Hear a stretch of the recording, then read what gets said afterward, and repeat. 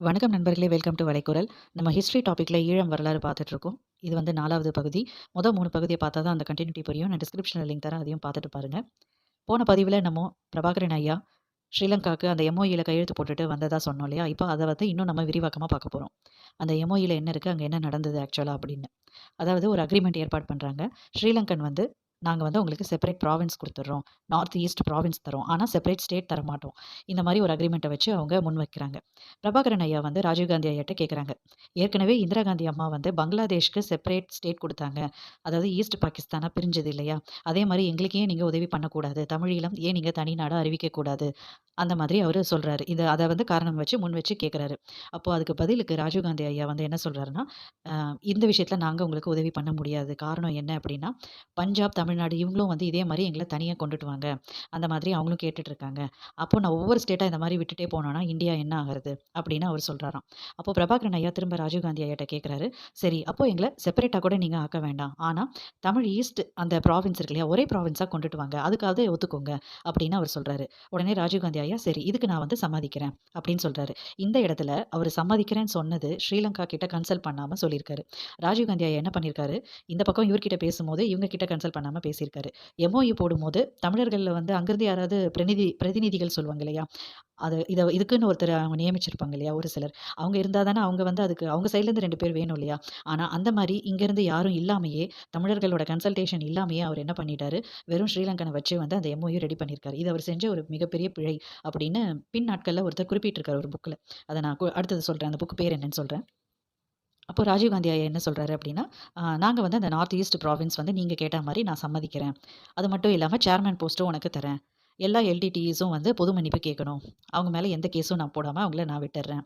அது மட்டும் இல்லாம, நீங்க வந்து என்னோட இதில கூட நீ டீம்ல கூட நீங்க வந்து ஜாயின் பண்ணிக்கலாம். உனக்கு நான் சொல்லப்போனா பாலிடிக்ஸ்ல கூட நானு வர்றதுக்கு வந்து உதவி பண்றேன். இந்த மாரி நெறைய விஷயங்கள அவரு சொல்றாரு. அதுக்கப்புறமா வந்து மாசம் வந்து 5,00,000 நான் தரேன். அதாவது அந்த உன்னோட இயக்கத்தில இருக்கவங்கலாம் பிரபாகரன் ஐயா சொல்றாரு, "இப்ப நான் எல்லாத்தையும் நீங்க சொன்ன மாரி விட்டுர்றேன். அப்போ என் இயக்கத்தில வந்து சேர்ந்தவங்களுக்கு அடுத்த வாழ்வாதாரம் என்னன்னு கேட்கும்போது, அதுக்கு ராஜீவ்காந்தி ஐயா சொல்றாரு, "நான் பார்த்துக்கிறேன். அவங்களுக்கு மாசம் 5,00,000 நான் தரேன். அது மட்டும் இல்லாம உன்ன நான் சேர்மன் ஆக்குறேன். 7 பேருக்கு ஒருத்தர நான் டீமா போட்டு நான் உங்களுக்கு பதவிகள் தரேன்." இதெல்லாம் வந்து அவங்க பேசி முடிக்கிறாங்க. அந்த சைன் சைன் பண்றதுக்கு முன்னாடி. அதுக்கப்புறமா இது எல்லாம் முடிஞ்சதுக்கு அப்புறமா நம்ம பிளான் பண்ண மாரி ஐபிகேஎஃப் ஃபோர்ஸ வந்து நான் அங்க கொண்டுட்டு வரேன். அங்க வந்து நம்ம வந்து அதுக்கப்புறமா நானு அங்க கொண்டுட்டு வந்த ஐபிகேஎஃப் அந்த ஃபோர்ஸ் இருக்கு இல்லையா? அவங்கள வந்து நான் திருப்பி இங்க ரிட்டர்ன் வந்து அவங்க வந்ததுக்கு அப்புறமா, அடுத்த வினாடியே உன்ன நான் சேர்மன் ஆக்குறேன். இந்த இடத்துல அவரு ஒரு இதுவும் முன்வைக்கிறாரு. "உனக்கு பாலிடிக்ஸ் வர விருப்பம் இருக்கா? விருப்பம் இருந்ததுன்னா சொல்லு. நான் வந்து ஏற்பாடு பண்றேன். இது உனக்கு ஒரு நல்ல கோல்டன் ஆப்பர்ச்சுனிட்டி" அப்படின்னு சொல்றாரு.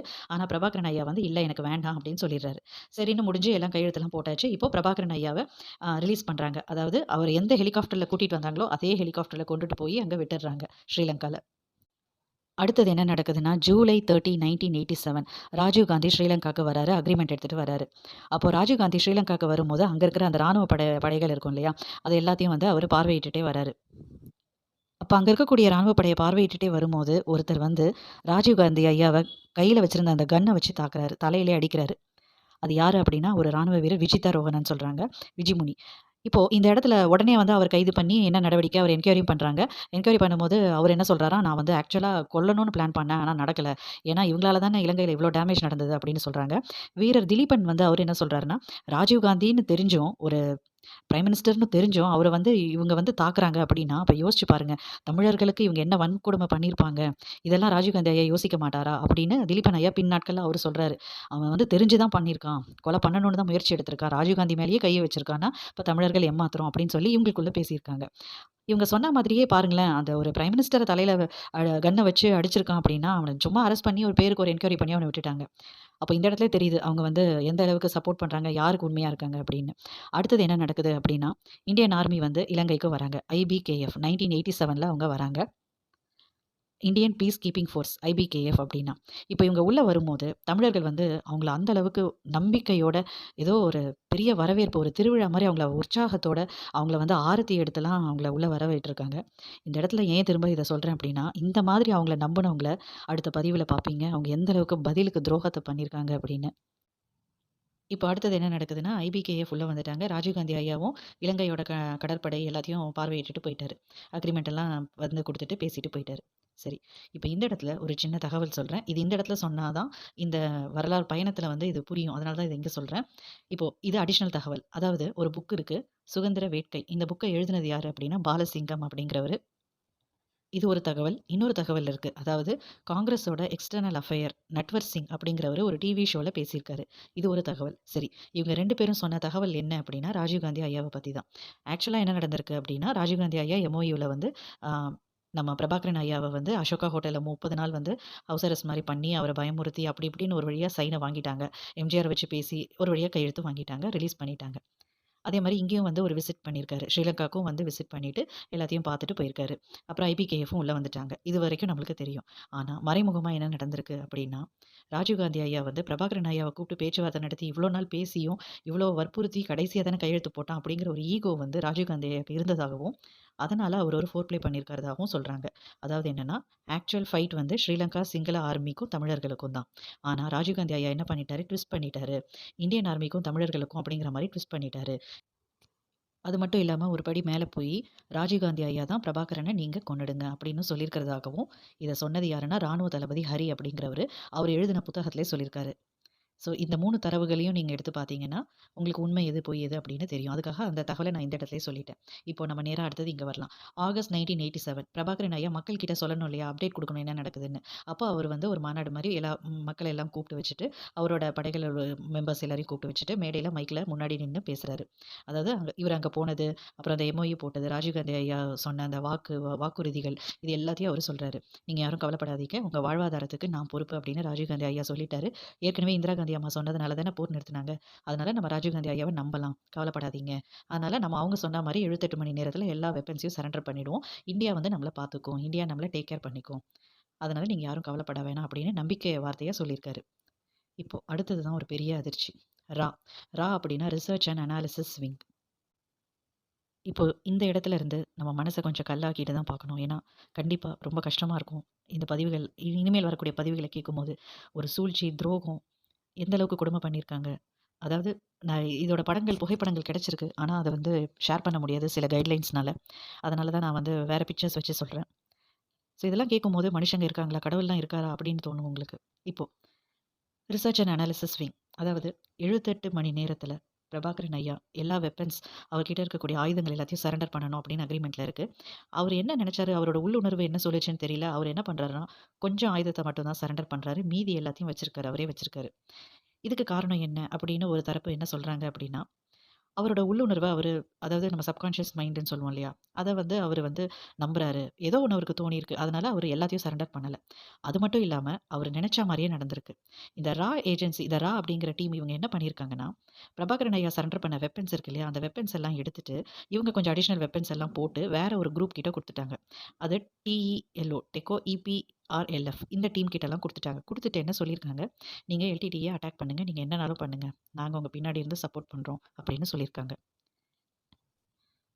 எம்ஓயூன்னு நம்ம சொல்லியிருந்தோம் இல்லையா? அதில 13வது சரத்தில என்ன குறிப்பிட்டிருக்குன்னா, வடகிழக்கு மாகாணம இணைத்து தமிழில் தமிழர்களுக்கு தனி பிரதேசமாக அறிவிக்கப்படும். அப்படின்னு தான் ராஜீவ்காந்தி ஐயா வந்து வாக்கு குடுத்துருக்காரு. இதெல்லாம் வந்து பிரபாகரன் ஐயா யோசிச்சு பார்க்குறாரு. அக்ரீமெண்ட்ல நெறைய விஷயங்கள் சொல்லியிருக்காங்க. ஆனா, இன்னைக்கு வரைக்கும் ஒண்ணு கூட நடக்கலையே! அப்படின்னு சொல்லி அவர் யோசிச்சுட்டு இருக்கும்போது, இன்னொரு விஷயமும் சம்பவமும் நடக்குது. அதாவது செப்டம்பர் 15, 1987ல திலீபன் வீரர் அவருக்கு வந்து 23 வயது அப்போ. அவர் வந்து தொடர்ந்து 12 நாள் வந்து உண்ணாவிரதம் தண்ணி கூட குடிக்காம உண்ணாவிரதம் இருந்திருக்காரு. இருந்ததோட நோக்கம் அந்த இத வந்து அவர் என்ன முன்வைக்கிறாரு அப்டின்னா, எங்களுக்கு வந்து எங்களோட உரிமைய நீங்க குடுங்க. நீங்க தானே அக்ரீமெண்ட்ல சொன்னீங்க. இப்ப அக்ரீமெண்ட்ல நீங்க சொன்ன மாதிரி ஏன் செய்ய மாட்றீங்க? நீங்க குடுத்த சத்தியத்த நீங்க ஏன் காப்பாத்த மாட்றீங்க? அப்டின்னு சொல்லி முன் வச்சு, அவரு 12 நாள் தண்ணி இல்லாம அந்த விரதம் இருந்தே வந்து உயிர விட்டாரு அவரு. இது வந்து இந்த விஷயம் நடந்ததுக்கு அப்புறமா பிரபாகரன் ஐயாக்கு இன்னும் பயங்கர கோவம் அதிகமாவுது, சந்தேகம் அதிகமாகுது. இவங்க வந்து அக்ரீமெண்ட் படி நடந்துப்பாங்களா? அப்டிங்கிற அந்த சந்தேகம் வருது. நாட்கள் நகர்ந்துட்டே இருக்கு. ஒரு பக்கம் வீரர்கள் வந்து அ தியாகம் பண்ணி உயிர வந்து விட்டுருக்காரு திலீபன்கிற மாரி வீரர் வந்து 23 வயது தான் ஆகுது. அவரு வந்து நம்மளுக்கு அக்ரீமெண்ட் சொன்னபடி நடத்துவாங்களா? சத்தியத்த வந்து காப்பாத்துவாங்களா? அப்படிங்கிற சந்தேகம் வந்து தான் அவர் இந்த மாரி ஒரு முன்னெடுப்பு எடுத்திருக்காரு. இதெல்லாம் பார்க்கும்போது பிரபாகரன் ஐயாவுக்கு வந்து பயங்கர கோவம் வருது. அவருக்கு வந்து 100% வந்து சந்தேகம் வந்துருச்சு. இவங்க வந்து அக்ரீமெண்ட்ட சொன்னபடி நடத்த மாட்டாங்க அப்படிங்கிற சந்தேகம் இருக்கு. இருந்தாலும் ஒரு நம்பிக்கையும் இருக்கு. இல்ல இந்தியா வந்து நம்மள கைவிடாது அப்படியும் நம்புறாரு. இப்போ அவரு ஒரு முடிவு எடுக்குறாரு. என்ன பண்றாரு அப்படின்னா, கொஞ்சம் வீரர்கள அதுவும் குறிப்பா புலேந்திரன், குமரப்பா இவங்கள வந்து அவர் என்ன பண்றாருன்னா, தமிழ்நாட்டுக்கு கொண்டு போய் எப்படியாவது அவங்கள பாதுகாப்பா வைக்கலாம் அப்படின்னு சொல்லி, கடல் வழியே வந்து அவங்க அனுப்பி வைக்கிறாங்க 5 போட்டு. இவங்க 2 பேர் தலைமையில கூட ஒரு 17 பேர அனுப்பிச்சு வைக்கிறாங்க. கொஞ்சம் வீரர்கள அவர் வந்து பாதுகாப்பு பண்ணி வைக்கிறாரு தமிழ்நாட்ல. ஒருவேள அவர் இப்படி கூட அவர் சப்கான்ஷியஸ் மைண்ட்ல தோணியிருக்கலாம். இவங்க நம்மளுக்கு ஏதாவது ஆயிரும். நம்ம வந்து கொஞ்சம் வீரர்கள பாதுகாக்கலாம் அப்படின்னு நெனச்சிருக்கலாம். அந்த இடத்த விட்டு வேற இடத்துல வைக்கலாம்னு நெனச்சிருக்கலாம். அதுக்கு அடுத்தது அக்டோபர் 1987 அவங்க என்ன பண்றாங்க அப்படின்னா, ஆ அதாவது செப்டம்பர்ல வந்து திலீபன் ஐயா இறந்துட்டாரு. அக்டோபர்ல வந்து பிரபாகரன் ஐயா கொஞ்சம் வீரர்கள தமிழ்நாட்ல பாதுகாப்பா அனுப்பி வைக்கிறாரு. இத வந்து வந்து எப்படியோ மோப்பம் புடிச்சுட்டாங்க. மோப்பம் புடிச்சுட்டு என்ன பண்ணிட்டாங்க அப்படின்னா, இந்த தகவல ஸ்ரீலங்கன் ஆர்மிட்ட சொன்னதோட மட்டும் இல்லாம, இவங்களும் சேர்ந்து ஐபிகேஎஃப் எல்லாரும் சேர்ந்து அந்த 17 பேர அரெஸ்ட் பண்ணிட்டாங்க. ஐபிகேஎஃப் அரெஸ்ட் பண்ண அடுத்த நிமிஷமே பிரபாகரன் ஐயா ஐபிகேஎஃப் கிட்ட சொல்றாங்க, இந்த மாதிரி நீங்க வந்து அக்ரீமெண்ட்ல இதெல்லாம் சொல்லலையே. நாங்க வந்து கொஞ்சம் பேர் வந்து தமிழ்நாட்டுக்கு போறது அது தப்புன்னு நீங்க எப்படி சொல்லலாம்? அக்ரீமெண்ட்ல அதெல்லாம் குறிப்பிடலையே. தயவு செய்து நீங்க வந்து ஸ்ரீலங்கன் ஆர்மி கிட்ட பேசுங்க. ஸ்ரீலங்கன் கவர்ன்மெண்ட் கிட்ட சொல்லுங்க. அப்படின்னு சொல்லி இவரு வந்து ஸ்ரீலங்கன் கவர்ன்மெண்ட் கிட்டயும் பேசுறாரு, இவங்க கிட்டயும் பேசுறாரு. எங்கள வந்து தயவு செய்து அந்த 17 பேர் அரெஸ்ட் பண்ணவங்கள ரிலீஸ் பண்ணுங்க அப்படின்னு. ஆனா அவங்க யாருமே இவரு வார்த்தைய மதிக்கிறதா இல்ல. உடனே அவர் அடுத்தது என்ன செய்றாரு, பிரபாகரன் ஐயா ராஜீவ் காந்திக்கு ஒரு லெட்டர் எழுதுறாரு. இந்த மாதிரி இங்க நடந்த விஷயங்களெல்லாம் முன் வச்சு ஒரு கடிதம் எழுதுறாரு. இந்த இடத்துல ராஜீவ்காந்தி ஐயா செய்ற 2வது பிழை, 2வது வரலாற்று பிழை என்ன அப்படின்னா, அவர் அந்த லெட்டருக்கு ரெஸ்பான்ஸே பண்ணல. இங்க இது இது நடந்தத பத்தி சின்னதா ஒரு ரெஸ்பான்ஸ் பண்ணியிருந்தாருன்னா, ஒரு வேள அந்த 17 பேர் வந்து உயிரோட இருந்திருப்பாங்க. இப்போ ராஜீவ்காந்தி ஐயா கிட்டேருந்து கடிதமும் வரல. இங்க இவங்க 17 பேருக்கு என்னாச்சோ, ஏதாச்சோன்னு நம்ம பிரபாகரன் ஐயாவும் தவிச்சிட்டு இருக்காரு. இந்த அரெஸ்ட் ஆகப்பட்ட இந்த 17 வீரர்களும் என்ன நினைக்கிறாங்கன்னா, புலிகள் வந்து எப்பவுமே யாருக்குமே வந்து அவங்க வந்து அடிபணிஞ்சு போமாட்டாங்க. அது வந்து நம்ம எல்லாருக்குமே தெரியும்.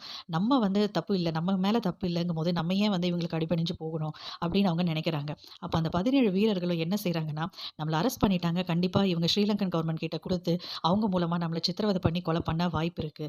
அதுக்கு நம்மளே உயிர நீத்துறலாம்னு சொல்லிட்டு, அவங்க எல்லாருமே சயனைட் சாப்பிட்டு இறந்துர்றாங்க. 17 பேரும் இறந்தது ஒரு பெரிய துயர சம்பவம். அத கேட்டதும் பிரபாகரன் ஐயாக்கு இன்னும் பயங்கரமா கோவம் வருது. ஸ்ரீலங்கன் ஆர்மிய தகர்க்கணும் அப்படின்னு சொல்லி முன்னெடுப்பு எடுக்குறாரு. ஆனா அதுக்குள்ளயும் ஐபிகேஎஃப் இவர பதில் தாக்குதல் பண்ணிர்றாங்க. எல்டிடிஇ குரூப்ப. இப்போ இந்த இடத்துல பிரபாகரன் ஐயாவுக்கு வந்து ரொம்ப பயம் அதிகமாயிருது. அதாவது பிரபாகரன் ஐயாவுக்கு பயம்னா என்னன்னு தெரியாது. நான் இந்த வார்த்தைய ஏன் சொல்றேன்னா, அவருக்கு வந்து சந்தேகம் அதிகமாகுது. அதாவது இங்க நடக்கிற விஷயங்கள் வந்து ராஜீவ்காந்தி ஐயாவுக்கு தெரியாம இருக்காது.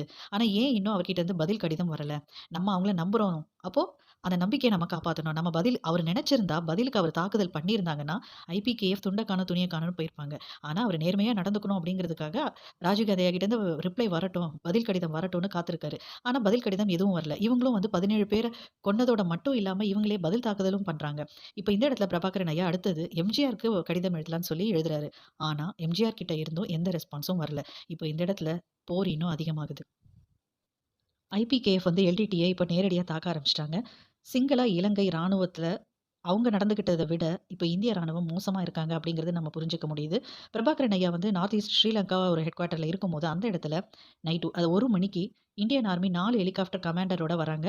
அது யாருன்னா சீக்கிய தடற்படை. இந்த ஏன் வந்து சீக்கிய ரெஜிமெண்ட் அனுப்புறாங்க அப்படிங்கிறத நம்ம அ இன்னும் கொஞ்ச நேரத்தில தனியா நான் சொல்றேன். அப்பதான் உங்களுக்கு அந்த காரணம் கண்டிப்பா தெரிஞ்சுக்கணும். இப்ப இந்த இடத்துல என்ன ஆகுதுன்னா, எல்லாரும் சேர்ந்து பிரபாகரன் ஐயாவ சுத்தி அவங்கள சரவுண்ட் பண்ணிடுறாங்க. ஆனா, பிரபாகரன் ஐயா நம்ம ஏற்கனவே பார்த்திருந்தோம். அவரு கொஞ்சம் டோக்கன் ஆஃப் வெப்பன்ஸ தான் குடுத்திருக்காரு. கொஞ்சம் ஆயுதங்கள தான் குடுத்திருந்தாங்க இல்லையா? அதனால நல்ல வேளை அவரு மிச்சம் இருந்த ஆயுதங்கள வச்சு இவங்க 2 பேருக்கும் நடுவுல சண்டை வந்திருக்கு. இவங்க ஒருத்தருக்கு ஒருத்தர் வந்து தாக்குதல் பண்ணி 3 ஹெலிகாப்டர வந்து நம்ம பிரபாகரன் ஐயா திருப்பி அனுப்பிட்டாரு. அவர்கிட்ட இருந்த அந்த ஆயுதங்கள வச்சு. இப்போ இந்த இடத்துல அவங்களுக்கு இன்னும் கோவம் அதிகமாகுது.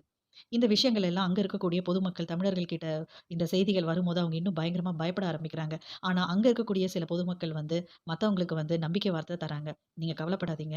ஸ்ரீலங்கன் ஆர்மி வந்து அவங்க தான் வந்து எல்டிடிஇ அட்டாக் பண்றாங்க. இந்தியன் ஆர்மி கிடையாது. இந்தியன் ஆர்மி நம்மள காப்பாத்துறதுக்கு தான் வந்திருக்காங்க. ராஜீவ்காந்தி ஐயா சத்தியம் பண்ணியிருக்காரு. நம்ம தலைவரும் சொல்லியிருக்காரு. அதனால யாரும் பயப்படாதீங்க." அப்படின்னு சொல்லி நம்பிக்கை வார்த்தை குடுத்துருக்காங்க. ஆனா, இங்க ஆக்சுவலா என்ன நடந்திருக்குன்னா, இந்தியன் ஆர்மி தான் தாக்கியிருக்காங்க. சீக்கிய ரெஜிமெண்ட் வந்துட்டு போனதுக்கப்புறமா 3 ஹெலிகாப்டர் ரிட்டர்ன் போயிருச்சு. அவங்களும் பேக் வாங்கிட்டாங்க. இப்ப அவங்களுக்கு பிரபாகரன் ஐயாக்கு மேல கோவம் இன்னும் அதிகமாகுது. இவன எப்படியாவது இவன புடிச்சு இவன சாகடிக்கணுங்கிற முடிவுக்கும் அவங்க வந்திருக்கலாம். அவங்க என்ன பண்ணிட்டாங்க, அந்த இடத்திலேயே ஒரு கேம்ப் மாரி போட்டுட்டாங்க. அங்க ஒரு பிளேஸ செலக்ட் பண்ணி, அங்க கேம்ப் போட்டு, அங்க இருக்கக்கூடிய மக்கள் எல்லாம் வந்து ரொம்ப டார்ச்சர் பண்ண ஆரம்பிச்சுட்டாங்க. ஒவ்வொருத்தர் வீடுகள்லயும் போய் புகுந்து இவர தேடுறேங்கிற பேர்ல, அங்க இருக்கக்கூடிய மக்கள் எல்லாரையும் வந்து ரொம்ப துன்புறுத்த ஆரம்பிச்சிருக்காங்க. நெறைய பேர கன் ஷாட்ல சுட்டுருக்காங்க. அதுக்கப்புறமா இந்தியன் ஆர்மி, ஸ்ரீலங்கன் ஆர்மி இங்க பேரலலா என்ன நடக்குது அப்டின்னா 2 பேரும் கைகோர்த்துட்டாங்க. கைகோர்த்து மொத்த ஈழ தமிழர்களையும் வந்து தாக்கணுங்கிற முடிவோட எல்லா தமிழ் பீப்பிள் வீட்டுக்கும் போய் டார்ச்சர் பண்றது, கொலை பண்றது, அங்க இருக்கக்கூடிய பெண்கள வந்து கற்பை சூறையாடுறது, அதாவது செக்கிங் பண்றோங்கிற பேர்ல ஒவ்வொரு நாளும் இவங்களோட கொடுமைகள் வந்து அதிகமாயிட்டே தான் இருந்தது. ஒரு படத்துல கூட இந்த அளவுக்கு கொடுமைய வந்து காமிச்சிருக்க மாட்டாங்கன்னு சொல்லலாம். ஆனா, ரியலாவே நம்ம சகோதர, சகோதரி நாடான ஈழத்துல இது நடந்திருக்கு. இது வந்து நம்ம அடுத்த பதிவுல பார்க்கலாம். இது ரொம்ப குரூயலா இருக்கும். கேட்கறதுக்கே ரொம்ப மனசெல்லாம் பதறும். தொடர்ந்து இணைஞ்சிருங்க. நம்ம அடுத்த பதிவுல கன்டின்யூ பண்ணலாம்.